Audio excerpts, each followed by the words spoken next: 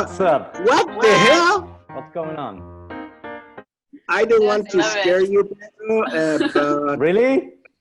yeah. Now Some people. there's Oh my there's God. something behind you. People, Argentina, they have zombies. The Oh, coronavirus now says no. zombies. This is like a regular Monday in Chile and Argentina. You know, this is like Yeah, this is like yeah, Monday yeah. for us. It's like, Nah. yeah. Good to know. I'm never gonna be there ever.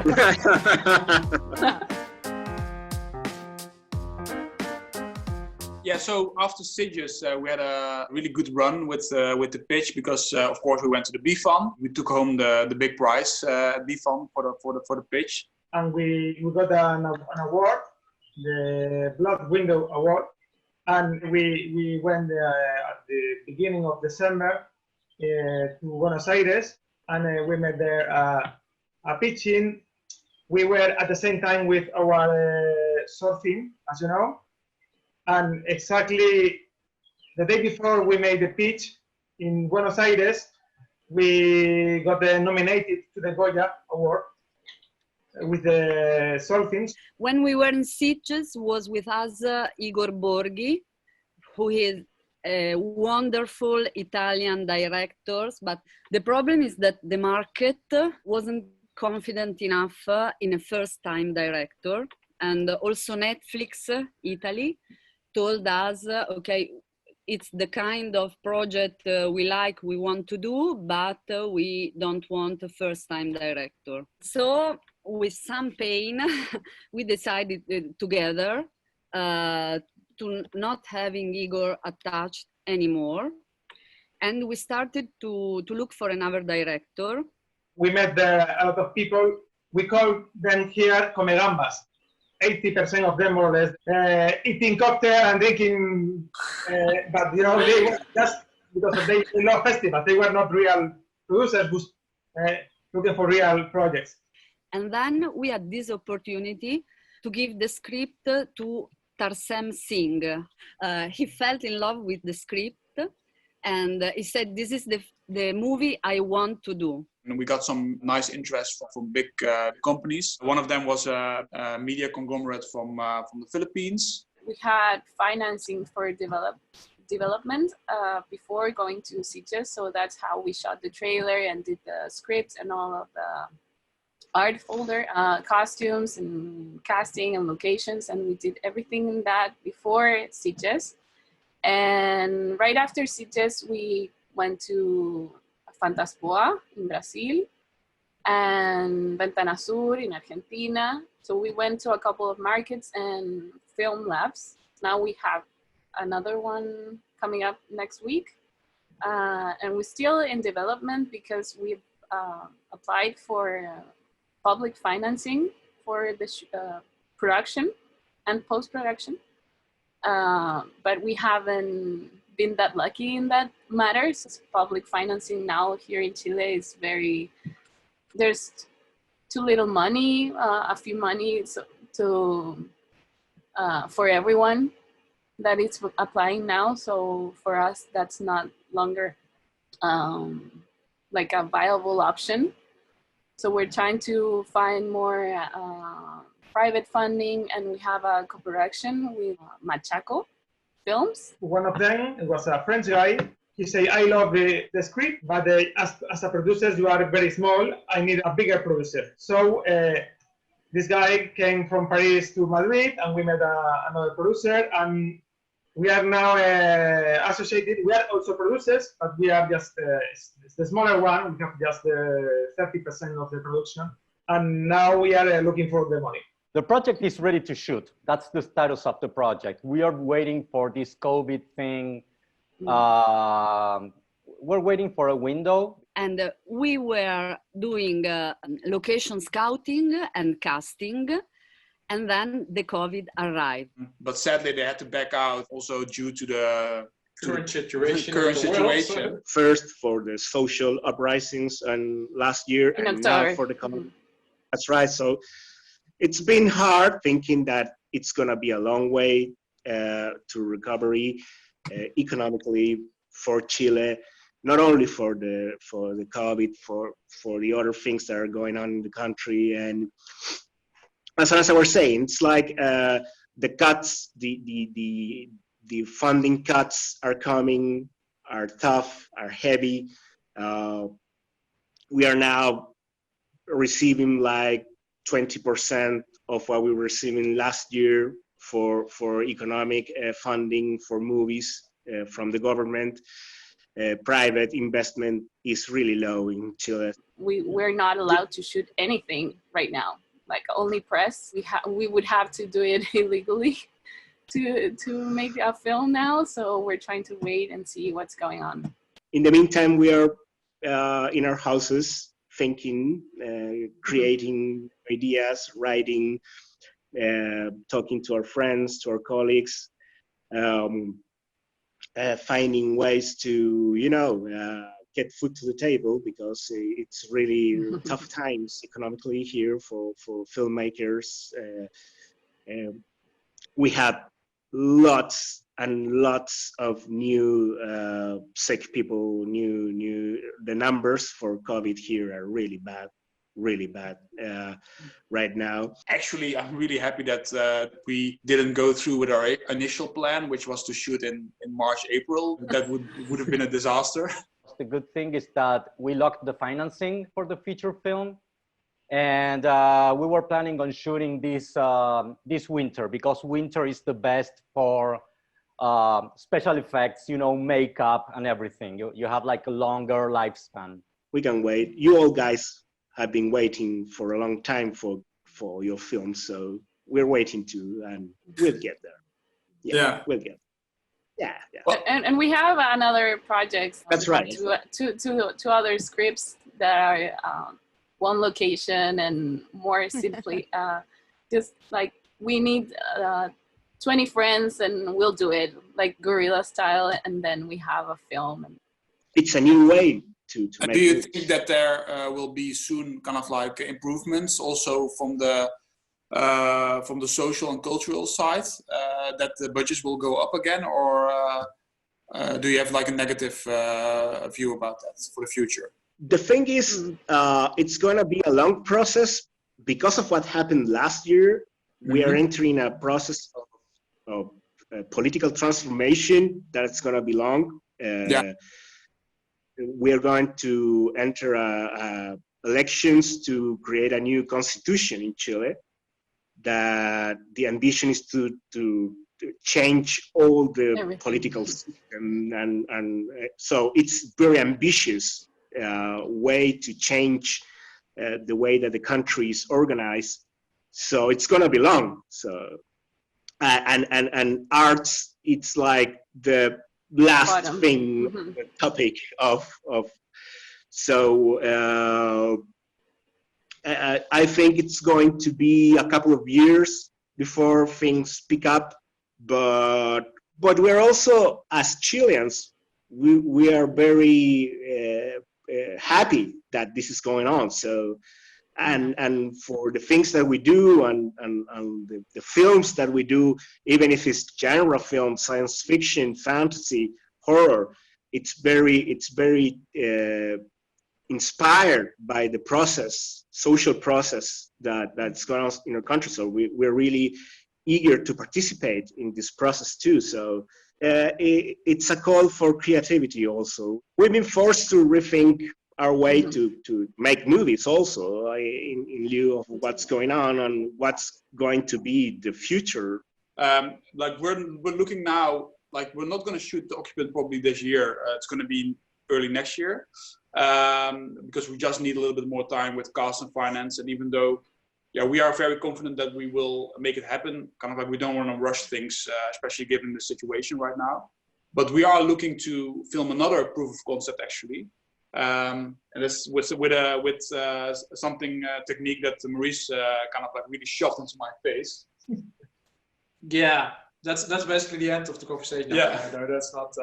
No, we are actively exploring the virtual production part. So filming with LED volumes and all kinds of things. So that's something that we are currently having conversations with several post-production and production houses. Yeah, which is good.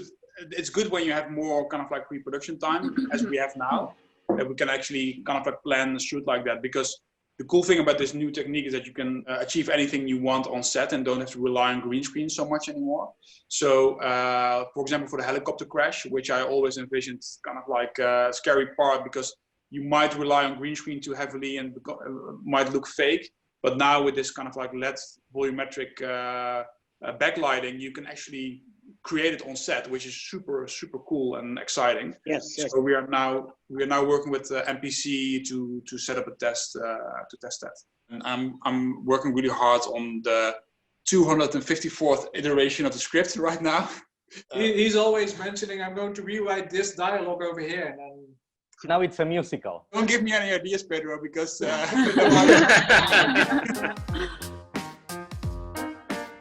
I started as a story editor in TV, and in television is a great learning ground, because usually what happens in television, you have like a fixed series of locations and you have to learn how to reuse those locations in a storytelling way.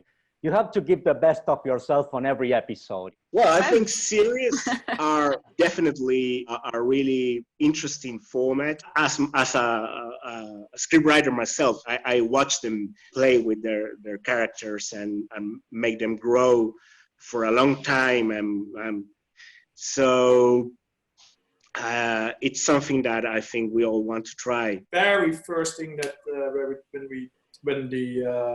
when the idea for the occupant got pitched to me, it was like, oh, it can also be a series, and then it was like 2 lines of explanation how it could be a series, but I would never see that happening in that form or whatever.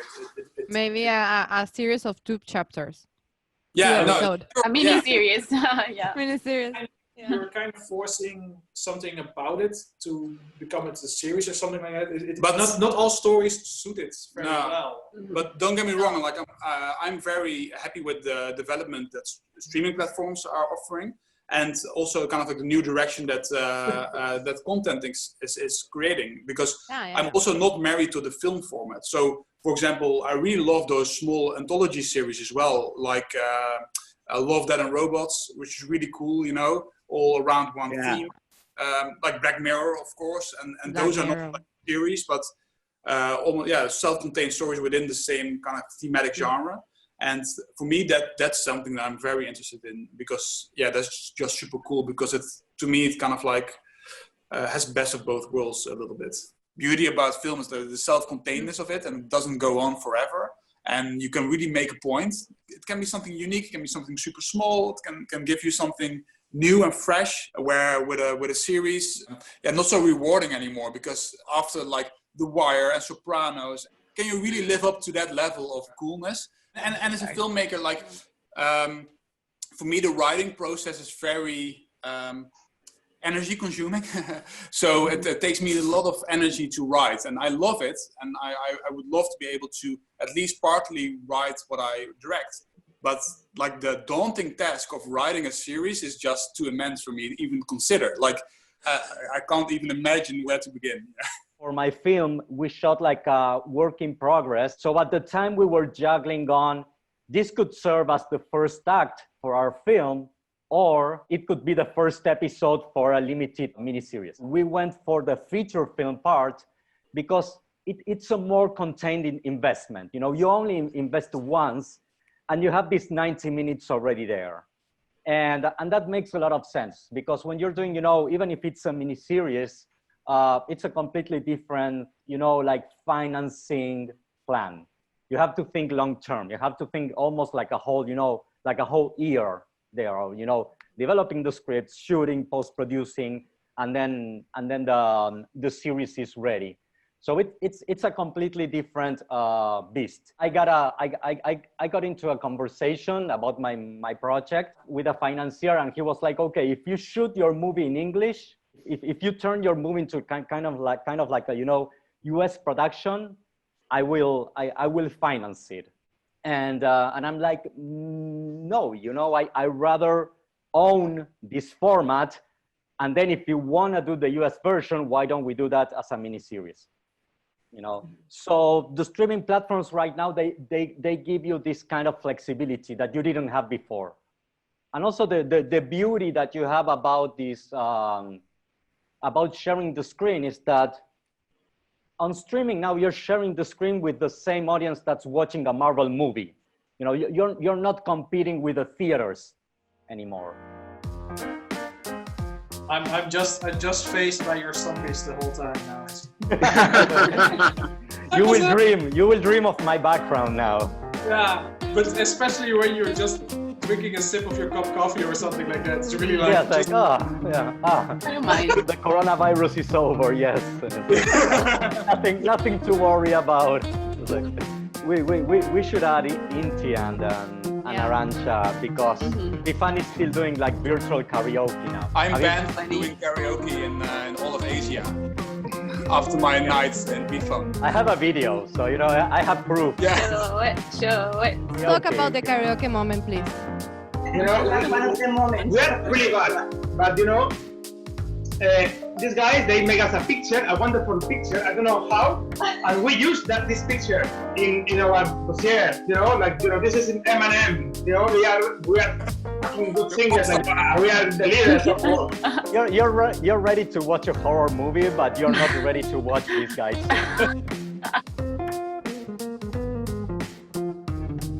I'm working on several projects, but the one that is more advanced is sci-fi. Really, it's a techno thriller with two writer-directors, two brothers, Italians, the Pentos brothers, and also they are first-time directors. But we got the production support, the fund by the Italian ministry for this movie, which is it's a small budget. It's not enough, but we also have a very big Spanish co-producer, which is Filmax. And with Filmax, we are working to present the movie to Netflix Spain. Netflix Italy rejected the project, but because Netflix Italy is less, they don't dare enough. They just do stupid Italian comedies. And in Spain, I think Netflix does much more genre movie. And Filmax is quite confident that this is the kind of movie that in this moment Netflix Spain can produce. So we have to transform the movie in a Spanish movie, and only the directors are Italian. But for us it's fine because, you know, we are a production company, but mainly Edi is a big VFX studio.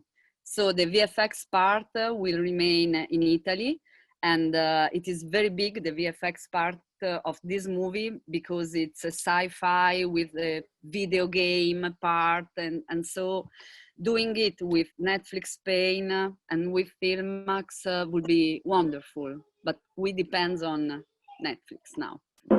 And then other projects, another first work that I want to present to Sitges Pitchbox for the next year, and I will tell you. We have many projects with Arantxa. We've been developing right now a science fiction show that's actually her creation with a group of female writers from Chile. It's a science fiction miniseries project that's looking for funding for developing right now. It's really, really interesting. I've been watching it from the side, but it's really, really nice. And I think the beauty of it is actually the liberty to go beyond the limits of this short time so they can really play with their characters, and they make them pass for all kinds of situations. It looks so fun to write. So I think it's really interesting. They have this, it's called FEMS. I don't know if I can talk about it. Yeah, you can talk about it. About feminism, and which is also a big topic that came to be with the whole Las Tesis movement. It's really interesting to see their voices, and making series here in Chile, it's really hard. but we have a couple of production companies that are really doing a good job. We are working in another feature film project. Feature it's films. also a thriller. Okay. And we are now also trying to get some money for this project.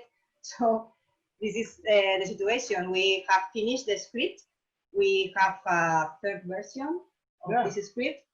And we are very proud of this project also. It's a kind of international thriller. It's in different languages. Mm-hmm. There are different characters from different countries. It's a kind of a low budget thriller because everything happens in one night inside a house. And now we are in business with, we have also different options of partners. When you say you've been to Sitges, it's like, wow, it's something of a quality seal for a project. So we got a lot of interesting offers. For us, the Sitges Pitchbox was like the first leg of the project. The beautiful thing about the Filmarket Hub, it's how they pick the projects, because they pick the projects that really felt a true love or a true commitment to whatever they were doing. Without Sitges Pitchbox, we couldn't win the award. We couldn't be in Argentina, and we couldn't meet the French guy, and we couldn't sign a contract with this producer. And also we get to know other film festivals. That's how, you know, we all met up again on Bifan. That's how I got invited to the Brussels Film Festival. And this is something for the people who plan to apply. You know, it's not only bringing your film, it's not only being selected or winning, it's also the environment that you will share. When you are together with other filmmakers for maybe 24 hours, maybe 48 hours, you really combine. So that really helps to start building your network. After that, it's fun when you meet them again in South Korea, the other side of the world. And that also emphasizes the results of it, because your network is starting to grow and they know your project. And by showing up at different festivals, really strengthens the relationship, and that you're really in there for the long haul. So that, yeah. A very important thing is that when you have a project, you have also to learn that that's the project that brings attention to you. You also need to have like at least 2 more projects, because that's kind of like your introduction card. This project was a winner, you know, what else do you have? Actually, I hated it in the beginning because Maurice told me you have to go on stage for 7 minutes and tell the story of your film and why it's such a cool project. Actually, it's nerve-wracking because as a filmmaker, you're not so used to going on stage and kind of like presenting this project. But what it did for me, at least as a filmmaker, was that it really forced you to really think about what you love about your story. How can you contain the story in such a small amount of time and really pitch it so it resonates with the audience? And actually that really helped me in developing the script and helped me steer it into a direction that I'm even more happy with script right now. So I think even if you don't kind of like go there for the networking or for the awards or for the drinks, just going there as an exercise to pitch your film is super rewarding, because it will really help you craft it into a better film, I think.